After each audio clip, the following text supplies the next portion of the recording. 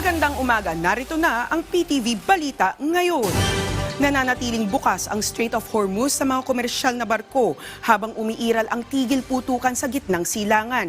Ayon yan sa Foreign Minister ng Iran na si Abbas Araghchi.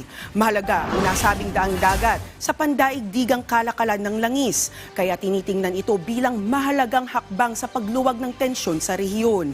Hindi pa tiyak kung aling ceasefire ang tinutukoy ng Iran, kung ang 10 araw na tigil putukan sa pagitan ng Lebanon at Israel o ang nauna ng 2 linggong truce sa pagitan ng Iran at Estados Unidos.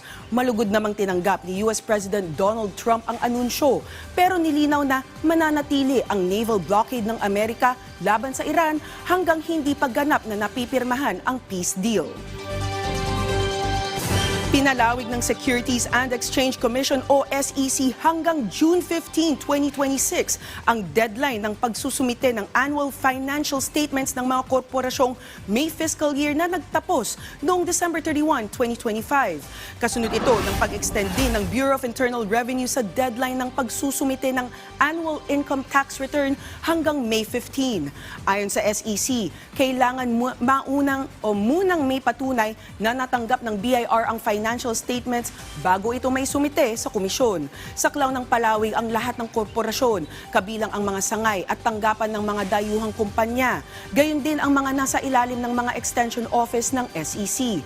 Samantala, hanggang May 15 din ang deadline ng ilang broker, dealer, public company at iba pang firm na sakop ng Securities Regulation Code para sa kanilang mga taunang ulat na may kalakip na AFS. Layunin ng pagpapalawig na bigyan ng mas sapat na panahon ang mga kumpanya para makapaghanda ng mas tumpak at mas kumpletong mga ulat.